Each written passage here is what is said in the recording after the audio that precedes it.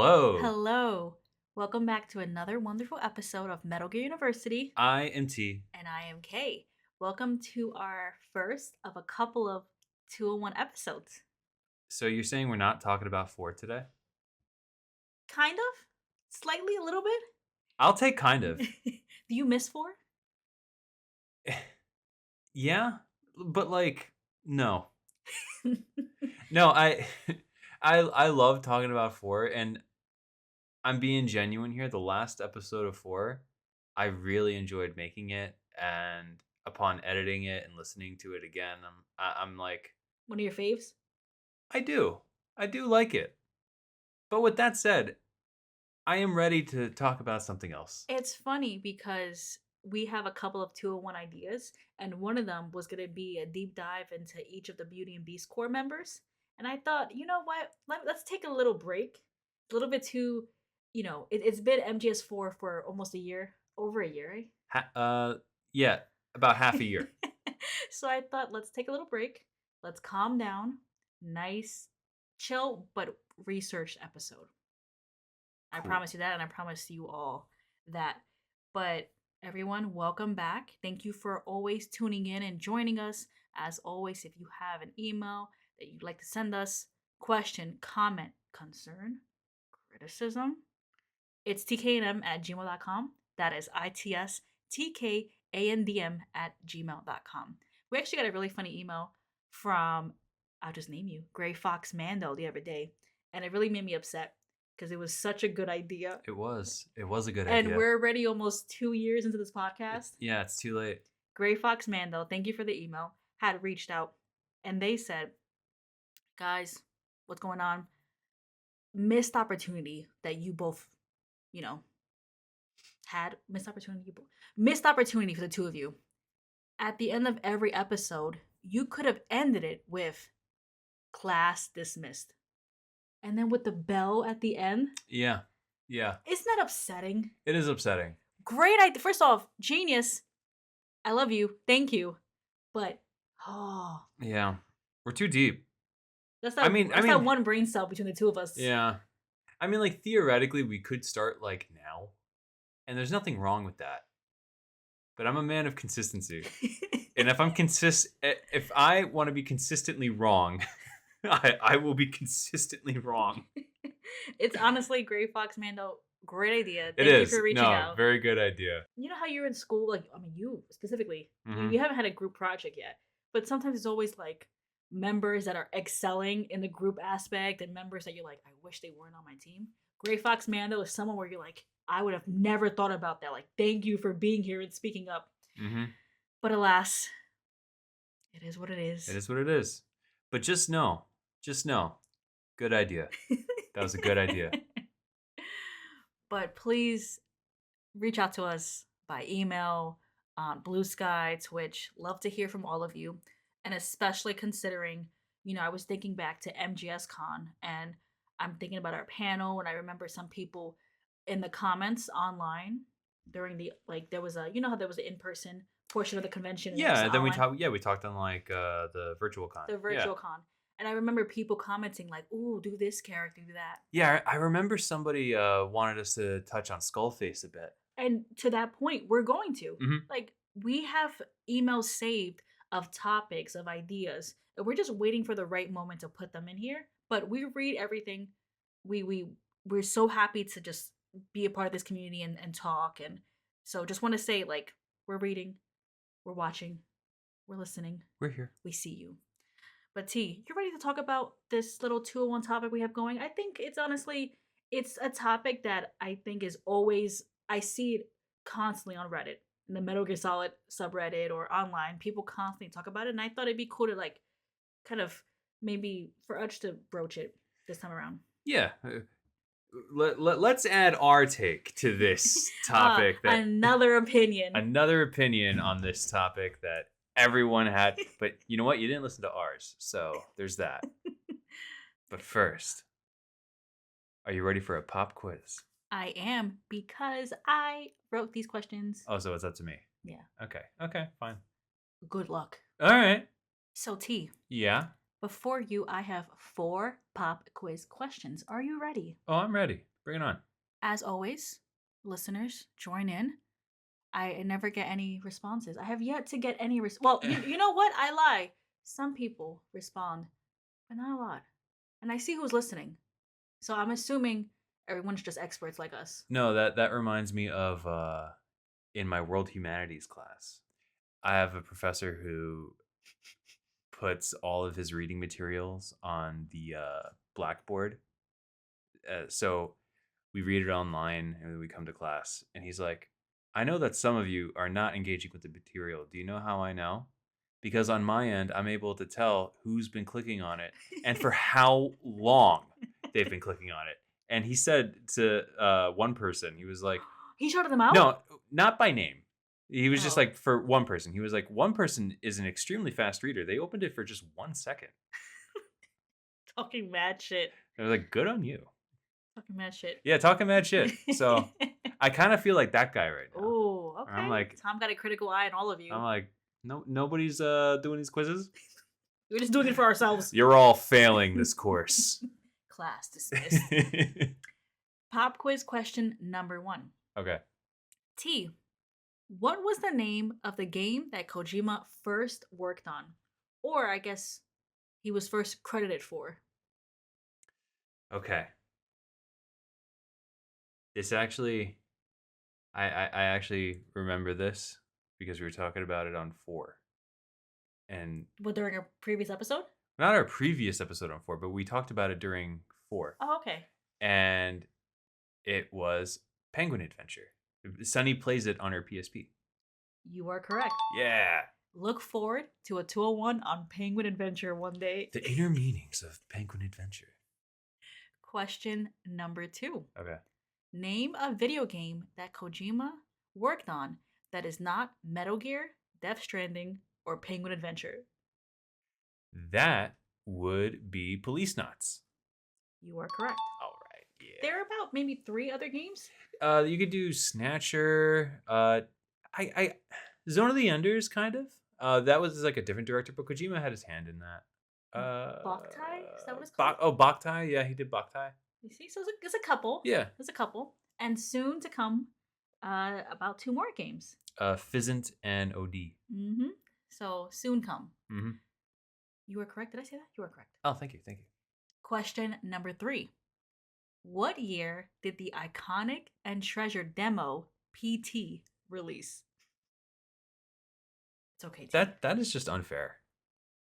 You know, oh, is it a hard question? It is. I remember it. It was very influential to me. You remember the exact year Yeah, it came I do. out. It's a very transformative year for me. Hmm.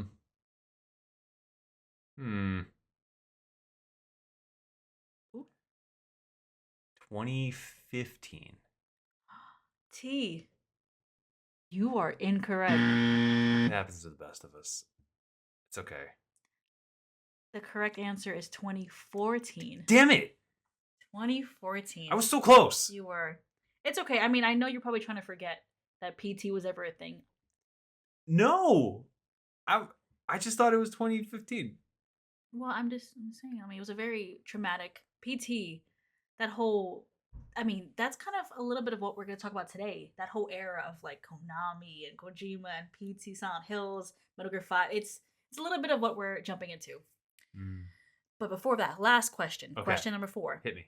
What studio was originally attached to Phantom Pain? Ooh, I know this one.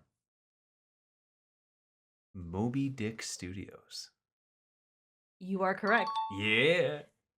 Ooh, pretty interesting. Yeah, that was the fake studio that Kojima made up to, because like Phantom Pain was originally advertised as like a not Metal Gear game, and Kojima was like some weirdo in like a mask. It was weird, but it was Moby Dick Studios. PT similarly, I said it right, had a similar situation. It was like 7787 Studios. Was it that? It was something like that. It was like numbers. I just remember it being numbers. Mm-hmm.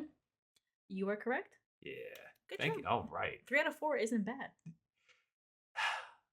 Yeah, we all can't be perfect. And that's all right. Mm-hmm. Ready to talk about Kojima and the end of his time at Konami? It's a bittersweet topic, but yeah, I am ready. Let's begin. So, T, Yes, Kay. today's episode, we're still working on a title for the episode, To be determined. but it's essentially talking about Kojima and his desire to end the Metal Gear Solid series at many points in He his. he wanted to end this game since like 2000. So there was since 2000, I think almost every mainline game was gonna be his last, More or less, yeah. and it sadly came to a point where he was essentially forced to end his time at the Metal Gear Solid Yeah. franchise. I mean, his time was chosen for him, really. Like he wanted to go, but I feel like Kojima wanted to go on his own terms, and that was a request that was not fulfilled. I mean, who wouldn't? Especially when you have a series that has your own original characters that you've been manning since what, 1987? When was Metal 80, Gear? 84, 85, Since mid 80s, we'll say. so to come to October of 2015, and you are at that point, you and some of your team members are being told, "This is it. Yeah, you're This is." done. For this episode, and I will put it in the description, we looked at a number of articles. Let's see. I'm looking. We went through a couple of articles between the years of 1996 and 2015. And a lot of these articles detail Kojima essentially being like MGS2's last one, MGS3's last one, MGS4. And then once we get to the 2015 articles, it's like, why is Kojima out? Why is this the end? So it, you and I were kind of talking about like his departure was many years in the making, but then also so sudden and bittersweet. Yeah. And on top of that, you see like a lot of similar themes. Like his reasonings never really changed, but every now and then you'd see like an evolution of his idea of passing the torch, and I just think it was like an interesting evolution that he went through. It's October of 2015, and Kojima is at his going away party. At this point, Konami had essentially put out releases, press notes that there was going to be a big restructuring at Konami. Do tell. There was going to be a restructuring of a lot of the departments and a restructuring of Kojima Productions. It is to what some, not whistleblowers, but inside sources who weren't named in these articles.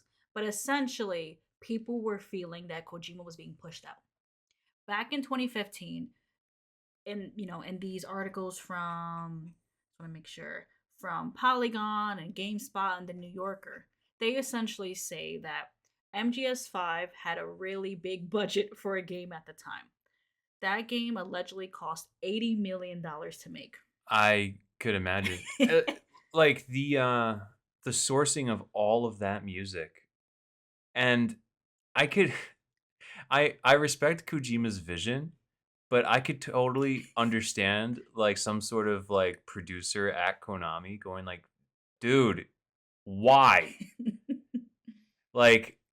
Like so much money. And then like when you play 5, the music isn't even really that important to the game. And like that would, if I was like a producer at Konami, I'd be like, "What the hell, man?" Like I kind of get it. He I'm not going to wanted lie. it in there. But he wanted it and he did get it. But like I understand the contention on both sides. I really do. Another issue that even I wasn't, I'm still not that much aware of, but back in 2015, Konami was shifting towards mobile gaming. Mhm. It seems like Konami saw the writing on the wall and how much people were shifting their focus to simpler games, to simpler, more on the go mobile games. And when you have someone like Kojima who is making these beautiful big budget games, like they recognize that these are games that, people want, why would we have someone who's going to make one game that's going to take 2 years to make when we can have all these smaller, less developers, less money to put out? Just mobile content. And I kind of get that, but you know, given recent years with Konami trying to claw back good favor, it seems to me that they were just chasing the latest trend and they weren't really thinking like a year or two down the line, you know? I think we're seeing a situation where, at least at the end of 2015, you had Kojima release Metal Gear Solid 5. You had him heading this series, his original series, for over almost 30 years. 30 years or so. You also have this company who's like, you have two major heads, two big contenders added for each other. And I think when it comes to the importance of your creative and artistic vision versus money and capital, I mean, I think that fall was something that I think was almost expected. And I think a lot of the team members, and if you look at old articles, they say that the writing was kind of on the wall. Mhm. What's interesting about all of this, because this is something that a lot of fans, at least a very sour taste, a lot of fans, even to this day, Yeah, yeah. It's a very, very sensitive topic. you can go on Reddit and on YouTube. I mean, I feel like I've seen the comment, Metal Gear is nothing about Kojima, All the time. all Yeah. the time. So I think this is something that it was a big moment. And I don't know, back then I feel like we all knew Kojima was gonna land on his feet. We knew that he was someone that was gonna be fine, essentially. He's one of like the most successful game creators alive today. He was always gonna be fine. I remember talking to you back then, and this was when I was a baby Metal Gear fan. I remember talking to you and being like, I wonder who's gonna grab him. I remember saying, like, someone's gonna grab him and give him whatever amount of money he wants, which is essentially what happened. Yeah. No, Sony walked up to him with like a suitcase full of money and they were like, "We have 30 more suitcases full of money. If you want it, please accept." And he was like, "All right." So it was, to your point, a very bittersweet ending in the fact of like, Kojima at many points wanted to end this series. This was a series that, I mean, from what articles we've read, interviews we've read, he was done with many times over. But I don't like you. I think you put it perfectly. You don't plan to leave something as disastrous as he did. Yeah. He was forced out. Yeah. But T, I wanted to break it down, a little bit more thoroughly. Kojima wanted to end Metal Gear 4 different times. Spanning like what? Like 20 years? So he wanted to end, and we have interviews of him saying, "This is it for MGS2. This is it for MGS3. This is it for MGS4, and this is it for MGS5." And to your point, he had one major theme of why he wanted to end it. Yeah, he wanted to hand it off to new developers. He always had this theme of like passing the torch. And even 2 had that same theme of passing the torch. That was the theme of the game itself. Yeah, and if you think about it like thematically, it was like Snake passing the torch to Raiden as like I had my story, this is your story now. And a lot of fans didn't accept, and thus we had 3, and then 4, and then 5, and so on and so forth. Metal Gear Solid was a game that Kojima wanted to make due to the limitations of the MSX. So back when Metal Gear came out, he had all these grand plans for the game. He had all these ideas, but I mean, as we see, Metal Gear 2, 2D. There's not much you can do with that. Yeah, and uh I think it was like with the first Metal Gear, like he had even limitations to how many guards could be on screen at once. And that was like the whole purpose of why he wanted to make a stealth game anyway. Like he just like it was out of necessity that he made that game and not out of like wanting to make a stealth game. He considers Metal Gear Solid, he says it's not so much a remake as it is just like his actual vision for what Metal Gear should be. And it's beautiful. It's honestly fantastic. We had friends who played it for the first time this year or last year. Mhm. I'm thinking about a dino. And Yeah. even then, our friend who, he played it for the first time. He was like, "How did he even do this back then?" He was like He shocked. yeah, he was like 1999? Wow. He was genuinely, like, blown away. So I feel like Metal Gear Solid was his idealized vision of that story. So when it comes to Metal Gear Solid 2, you have now you're 4 games in. Metal Gear Solid was exactly what you imagine. It's a good wrapping up point. It is, and if you think about it, like, how we just talked about it, Metal Gear Solid being more or less not a remake, but, like, a re-envisioning and, like, an idealized version of your previous 2D games, but kinda realizing that you're kinda riffing off of the older games. MGS2 is almost like a play on that very concept. And I feel like that is such, like, a cool thing to do, like, that and ballsy. He didn't have to do that because like, 5 people in the United States played the original Metal Gears. He didn't have to do that, but he did, and I find that, like, really admirable. I think that lends to his own integrity when it comes to this series. That's something also that was common throughout his time making MGS3, MGS4, and MGS5. Because one thing that he said, and this was in multiple interviews, so it, it came to MGS3, he said, I actually wanted to hand it off to my team, but there were some creative differences that I did not like, so I decided to come back. The same with 4. He was like, Solid Snake, I can't imagine someone else writing him or Mhm. working with him. And then I the same with 5. I find that, like, a lot of creators are like this when it comes to, like, their original characters. Like, I read a book, I think it was, like, last year or 2 years ago, I forget, but it was, like, the letters of J.R.R. Tolkien, and there was a whole bunch of letters that he wrote explaining on, like, how certain people didn't understand his characters, how, they were depicted wrong or how they were designed wrong, and he was like, "Nobody understands them but me. No one will have power over them but me." And I feel like Kojima kinda has that same energy, at least with, like, Solid Snake and, like, telling his story. Mhm. And it's it's hard because, always there's this overarching theme of passing it on to the next generation.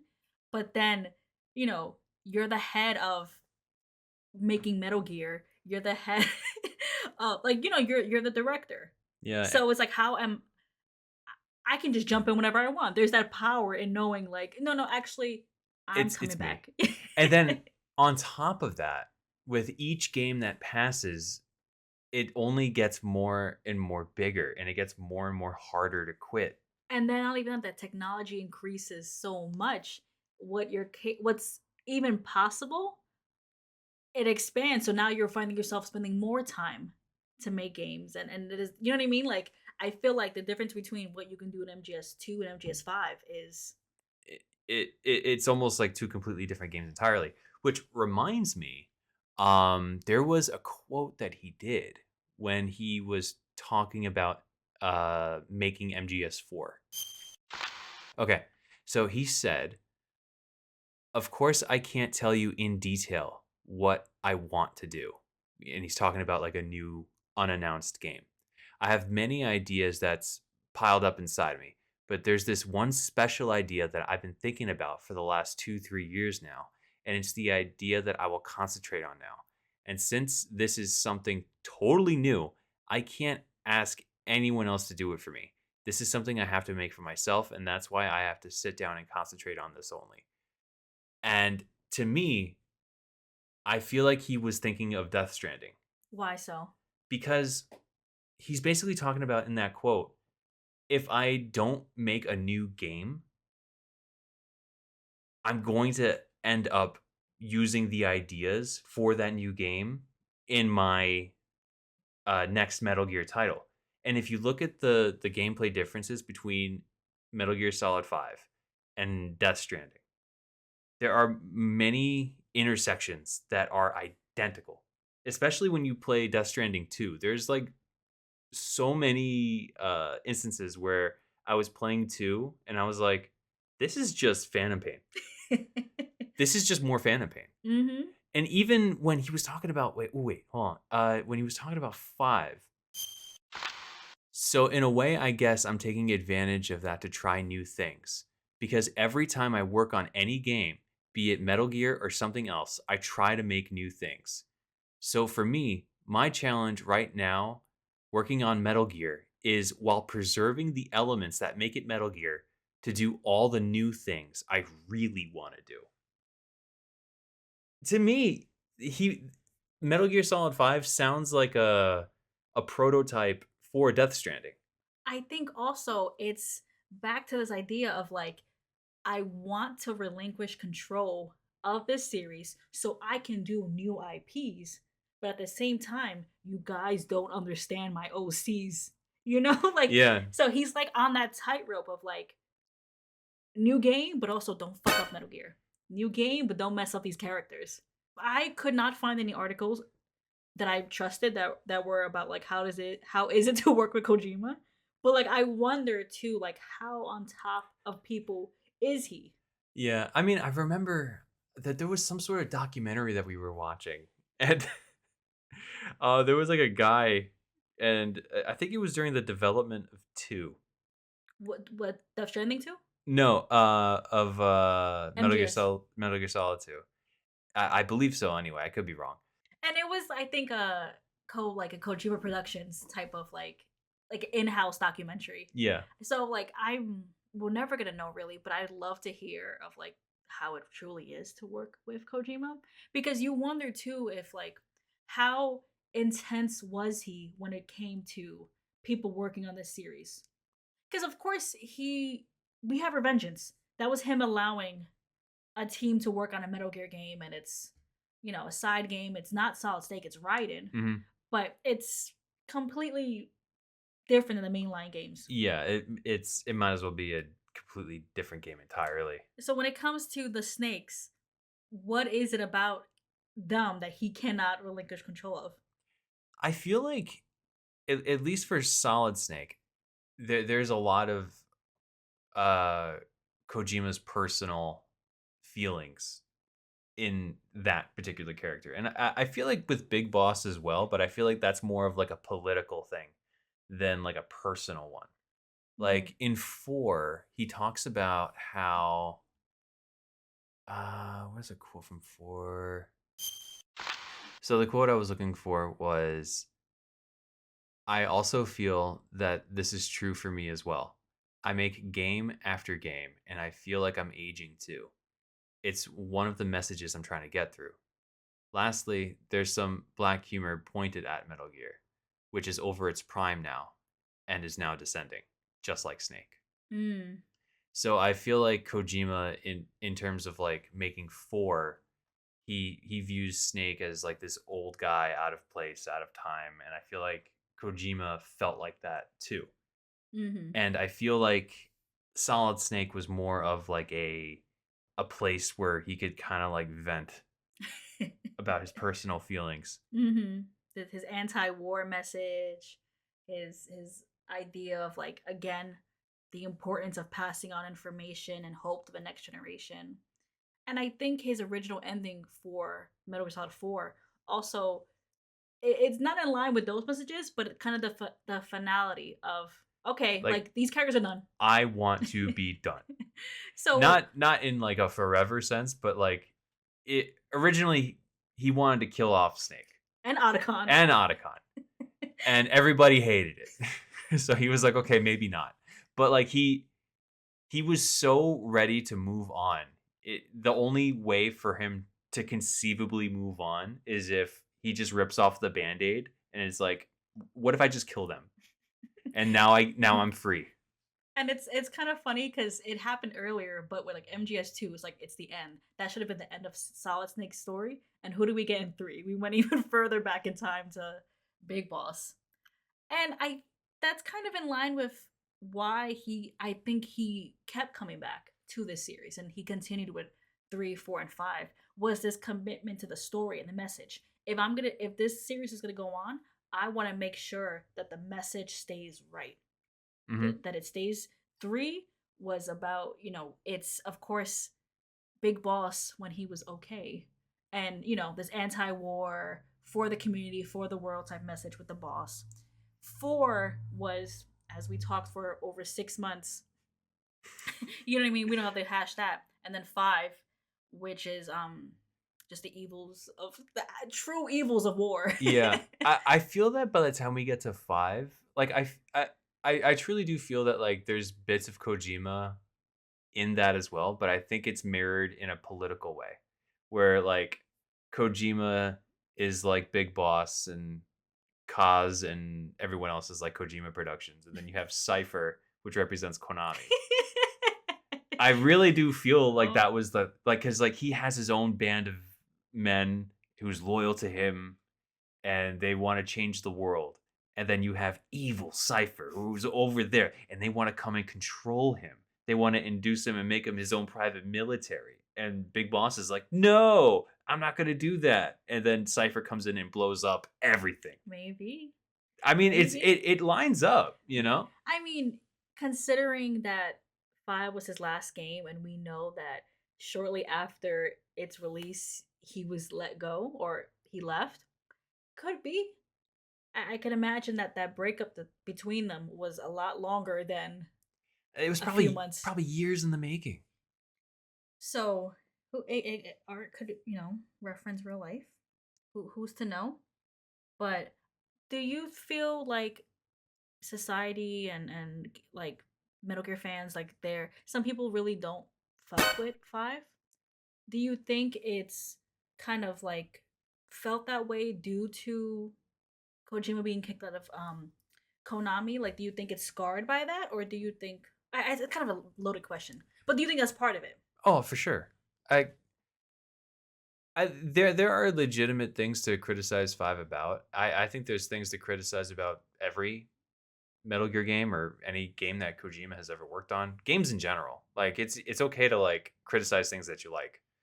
But I feel like 5 gets a lot of flack because of this drama. And there's an aura of, like, "Oh, what if Kojima wasn't fired and he was allowed to work longer on it? Could we have gotten this or this?"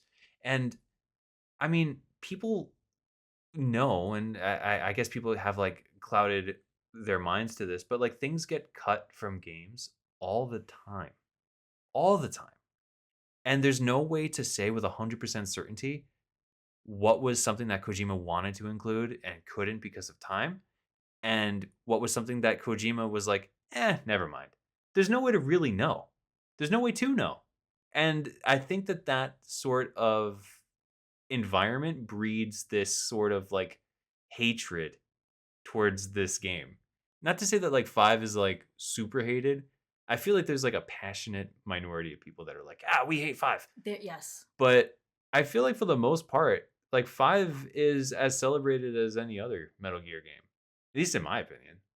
Something you said kind of made me think of this, kind of the what is it, artistry versus reality.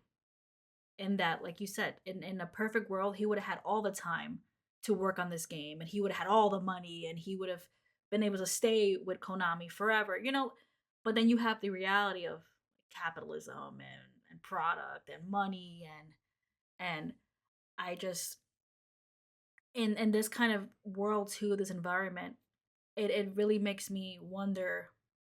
I mean, Kojima isn't suffering. This is a very celebrated auteur.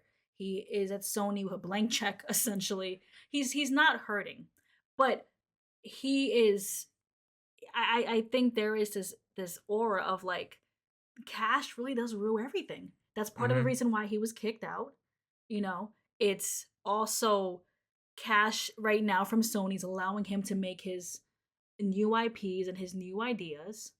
So I think that's like the kind of the roughest part about this whole thing. I think with Metal Gear 2, Metal Gear as well, the whole series, if the fans didn't want it, Konami wouldn't have allowed Kojima to make it. And the fans really wanted it, so they probably also pushed Kojima to Mhm. make new games. Oh, 100%. And so I I feel it was a lot of there's a lot of moving parts when it comes to him staying and him leaving, but overall, Kojima always said he wanted to make new IPs. Yeah, he wanted to go for years, and I've said this before on this podcast. I'll say it again. I'll probably say it later.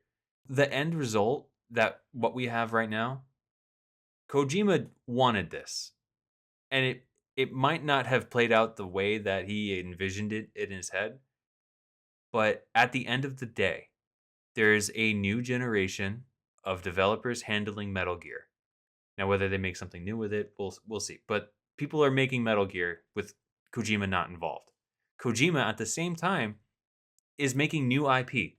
He's making the games that he's always wanted to make that has only lived in his head. And I don't I don't think that's a bad thing. Mhm. Yeah. I mean, there's this quote and discussion of MGS4. Kojima says, "I want to go on to make other new games, but for political, business, or technology reasons, there's always a time when I have to return." I mean, there's the reason right there. You tie that into, um, as I will call him, Mr. Hollywood. Kojima went Hollywood for sure. Oh, he wanted to go Hollywood for so long. It's you have this man who has the opportunity to not make films. He said he's never wanted to make films, but he's able to work with actors and he gets to put all his favorite people in his games now. Mhm. And it's almost like Konami firing him gave him that ability. Yeah. That's why I don't think he's not losing any sleep. He's fine. He's totally fine. He's got Norman Reedus. He's got Mads Mikkelsen on speed dial. Like he's okay. Yeah. I think it's, in this, was it post Konami Kojima world, I think you have this really coveted series. You have this really beloved by the creator, by fans for over, like spanning 30 years. And I think to have it end so abruptly, I think that's kind of been the hardest things for fans to swallow. It's just like the it wasn't a, I guess, the ending we deserved. Also coinciding with Silent Hills never being produced. Yeah, that was a more bitter pill to swallow, in my opinion, than the Metal Gear situation. You coincided with, like, kind of understanding that, like, they're kind of going for pachinko and mobile games. This whole idea of, like, you have this real artist and you're saying, your series, this beloved game is not important. What's important is money. And look where that landed them. And right back to Metal Right Gear. right back to Metal Gear, right back to Delta. They're just it took them like what, like 10 years to be like, "Oh, okay, maybe it was us." At the root of it, it's still about money. It's Oh, still, it's still, scratching at the nostalgia that people like. mhm. To me, this is, Kojima's a large artist, or a very large public figure. But this just kind of reminds me of just like how much artists have to suffer in order to create what they want. Yeah. You have this man who stayed with the series he created, loved his team, loved the story, wanted to make sure it was right. If we're gonna make Metal Gear, it has to be right. But at that same point too, I would like to be done and make new things. And I'm stuck. I want to create, like you said, I want to create new tech, new little, like, he had this Death Stranding idea for years probably. And it's like, if I'm gonna work on Metal Gear Solid, I guess I can use this idea for that, but then that's limits. So it just really makes me think of how much of art is tied into just how much money it can make. Mm, especially when you reach that level. I feel like once you get high up in the corporate world, you just, you just get too tied in, and then you can't get out. And then you make a series that is so iconic, and you, specifically the artist, is so iconic that you can't escape. And then, you know, maybe this was the only way out. Maybe Kojima, I mean, I don't think he would ever want that to happen, obviously, but like maybe being forcibly removed was like the only way out for him.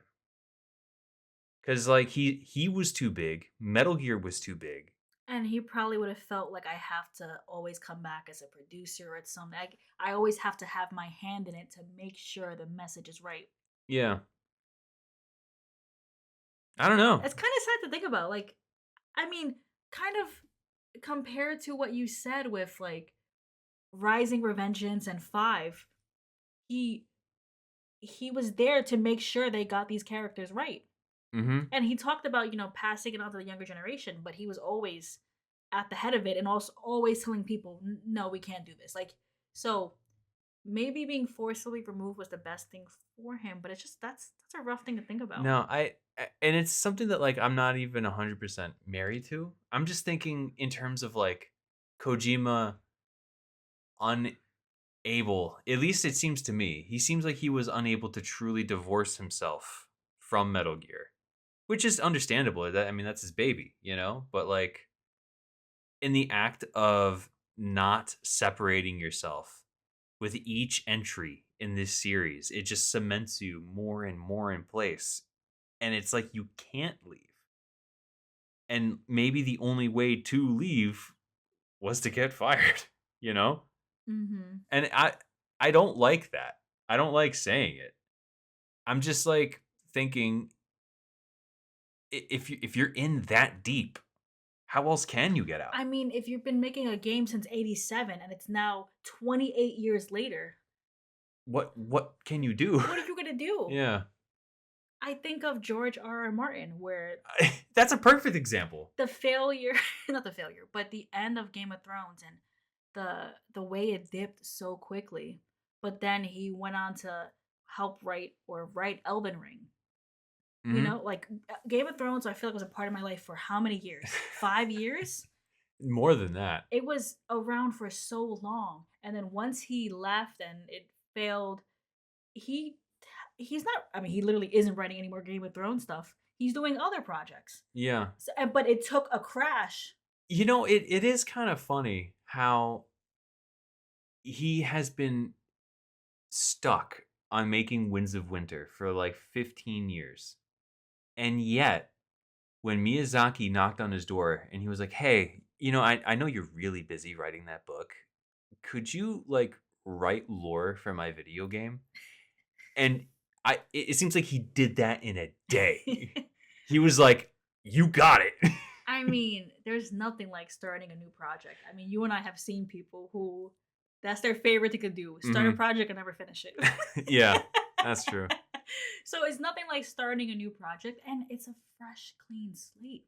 Yeah, And to Kojima's benefit, he has his own company now. he does. Yeah. It's his own company, his own team, and he has is maybe not Konami specifically, but you have developers working on Metal Gear who were like, if he wants to come and say hi, come back. I mean, the door's open, you know? I don't know if he'll actually like go, but to know that he could pick up the phone and theoretically work at least on a creative capacity on Metal Gear again, yo, I'd be on cloud 9. I'd be like, "I won. I won life. I did it." It's just funny to me that he's kind of been over remakes since MGS2. Like Metal Gear Solid was a remake of his first two games because, like we said, it was he was able to do what he saw in his mind. And then when it came to MGS2 to have a sequel, he's like, I'm not, I don't mess with this. I want new, you know what I mean? I close my story up. That's it. New IP. So it's kind of funny that as soon as he leaves, they do a remake of his. Mhm. It's kind of like they themselves are scared to branch out. Yeah. Or money. Or it could be just money. It could be I money. mean, remakes and remasters are all the rage nowadays. I mean, I think the rumor mill is that they're gonna remake Metal Gear Solid 1. Is that rumor mill right now? It's a light rumor, but that's what I heard recently. So we found an interview of the creative producer of Delta, Yuji Korizumi, and Noriaki Okamura, who is the production producer of the Metal Gear Solid series. This is an interview back from November of 2025. And essentially, they kind of give the non answer of like, we don't know what we're going to do next. Maybe a remake, maybe a new game. We have to see how Delta is, which is fine and fair. But what's interesting is that they feel that they needed to revive this series. And to me, Metal Gear always felt alive. Ever since 2015, since MGS5 ended, maybe it's because I live in a household with you and Metal Gear is always just something we talked about, something you always kind of like were wanting me to play. But MGS Con, being on Blue Sky and RIP Twitter, like being on there and being part of the community, the series never felt more alive to me. And I think now that Delta has come and gone, I don't even hear about Delta. I hear about Metal Gear Solid, the series. So for them to say like we needed to revive it, it's it's it's funny to me because I just see the same people talking about Metal Gear. I know maybe two new fans of the series, Uh-huh. but what they're wanting to do is go back and play the old games. And I think that that's amazing. I as cool as I find Delta to be, and I think Delta is great. It's such a good game. I think that it is such a good starting point to get you to play other games in the series because they're all fantastic. And I don't know. I feel that like remakes could be interesting, but I want something new. And I think that's the hard route to go through, especially when you don't have the original creator. If you create Delta to get new fans in, but then they're all rushing to play the old games, you're going to have to recreate that spark. Yeah, It, and you have to navigate that minefield of like fans who are gonna examine every move you make. and you have, I'm looking at this article from, forgive me, what's this website? From Real sound? Real Sound. I don't know. Yeah, from Real Sound. And it's, they're interviewing the producer and the production producer. But they state that the team they have for Delta was young and that they're scared of making I would be scared. they have a young team. So you they're in a very like, and especially to like you just said, American fans who are very loud. You have a really fine line, a tightrope you have to walk. Yeah. And I think honestly, I think this money wise, the safest route, yeah, is a remake. But If you want this thing to grow, you need to make something new. And in order to do that, you need to navigate that minefield. you need a creative like Kojima to man that. You need a team who's willing to write a new story, look at a character, right? You like Kojima, you need to make something new because you want to. Everything, cash rules everything around us. Like Mhm. cash rules everything. But in this era of remakes, people are really vibing with new IPs. Silent Hill F, people really like. So I think the only way for Metal Gear Solid to grow beyond this community that I see now, you're gonna have to make a new game. I feel, and I know that this is like the safest answer. A game with the boss, I feel would be the safest route. But for me, I think that if you make a game with Snake and Otacon between Metal Gear Solid 1 and 2 when they're doing their philanthropy nonsense, that would be a great game as well. It needs to be new though. It needs, like you said, it needs to be in that line where Yeah. it's something we haven't heard before. Yeah. I'm I'm hopeful. I am tired of remakes. I'm tired of playing it safe. These companies want to make money, so who's to know? But I think Metal Gear has always been alive. It's always felt alive. Maybe I'm in this little Metal Gear bubble. But at the end of the day, I'm very happy for Kojima. To your point, I don't think it was the way he wanted it to, But him leaving Konami or being forced out was probably the best for him because he's Kojima is a bigger name than ever. Yeah, and all of the crazy stuff he wanted to do is on full display on Death Stranding. Like if you want pure uncut Kojima, that's it. And no, people are vibing with it. Yeah, Of course you're gonna have old heads who don't like Death Stranding because it's not Metal Gear and it's so different but this is an artist and at the end of the day, I think a true artist makes things for themselves. I believe that too. And if you're a Kojima fan and you're more Metal Gear than Death Stranding, that is totally fine. To be perfectly honest, I think I'm like that too. More Metal Gear than Death Stranding? I love Death Stranding, but I don't know. I grew up on Metal Gear, so I have an inherent bias, and I am willing to admit that. But since I am an adult, I am able to separate that and see Death Stranding for what it is, and I'm like, this is a fantastic game, and I love it. And if there's a Death Stranding 3, I'm excited to see what he does next. I mean, I think the best part is that he's done with that. I'm pretty sure, like from what I've read, it sounds like he's done with that story is closed. Hmm. I mean, who's to know? I mean, it ends in kind of a way that there could be a third one, but I don't know. We'll see. Maybe he'll hand it to a new team. Maybe. You know? Maybe. I'm looking forward to OD to Fizzant. And our man is his man is entering his golden years. So I hope he makes as many games as he's able to. I'm sure he will. I mean, he looks to George Miller as his guiding light here, and that man is like in his 80s making Mad Max movies. Yeah, George Miller is still directing. I mean, I don't know if he has another film coming out, but George Miller, like you said, he is. Let's look this up. He's 80 years old. Yeah. And Mad Max Fury Road was beautiful. And Furiosa, that just came out 2 years now technically.